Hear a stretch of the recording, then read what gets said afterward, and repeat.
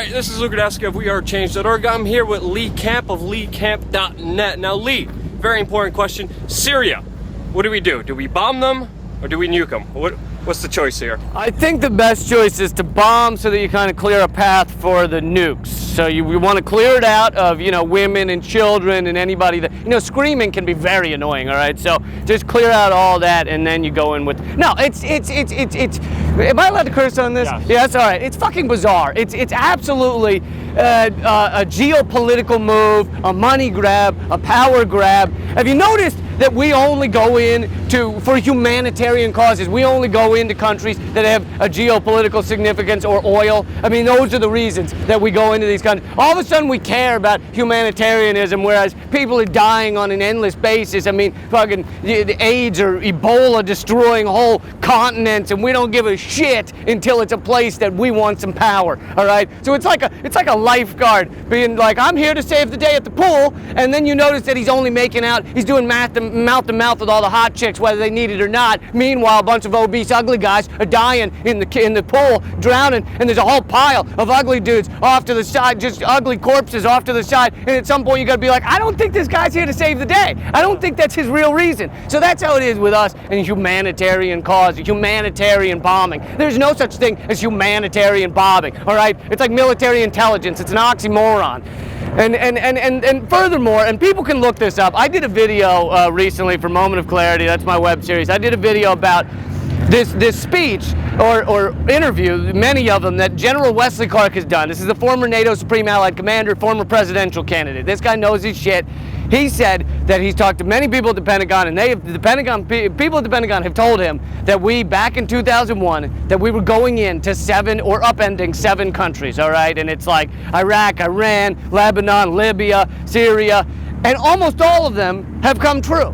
And so you look at that and you're like, maybe there's another reason we're going into Syria. Maybe it's not really because we care about chemical weapons. Meanwhile, we've got weapons contracts for cluster bombs, which most countries have agreed to sign on something saying that's a war crime, saying cluster bombs are a war crime. We're giving $1 billion of cluster bombs to Saudi Arabia. We use white phosphorus, we use depleted uranium. There's a whole bunch of ugly fat guys all along the beach. I mean, it's so evident, it's so clear, and I think you just gave it a really good analogy.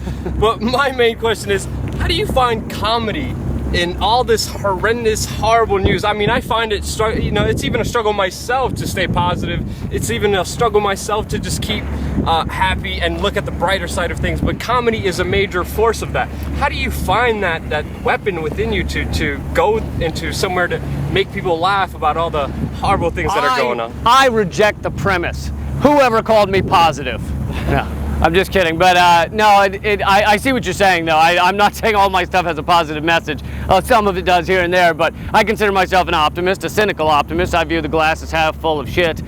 But I think that comedy is actually an important weapon in this. It's not just to make it easier to go down. It also tricks a lot of people into listening. It tricks people that might not give a shit about this stuff, that might not think it's their thing to concern themselves with politics or concern themselves with what's going on in the world. And by making it funny, it's something more. There's something more there. It's like it's like if you were the newspaper. It's what the Fluffington Post does. They put like photos of side boob right there, so you're like, well, I came for the side boob, and oops, I learned something in one of the articles. Like it's similar with comedy. You put the jokes in there, and people are like, well, I came because I was laughing, and then oops, I learned something. Well, if you could laugh in the face of evil and all that power, you take away their strength. You really humanize them, and you really take away all the power that they really have, and I really thank you for that, because it's a very important tool. Well, and the other thing, and actually this is more sad than it is something we should be happy about, but look at the people that you feel are really telling the truth on a lot of our airwaves.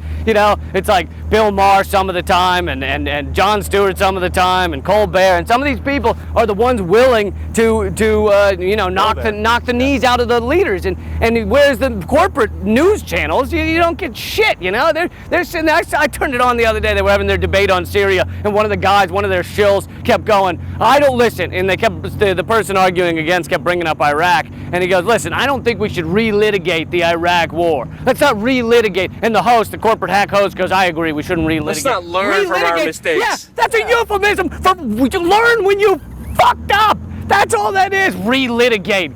Go fuck yourself. That's learning when you fucked up is now called relitigating.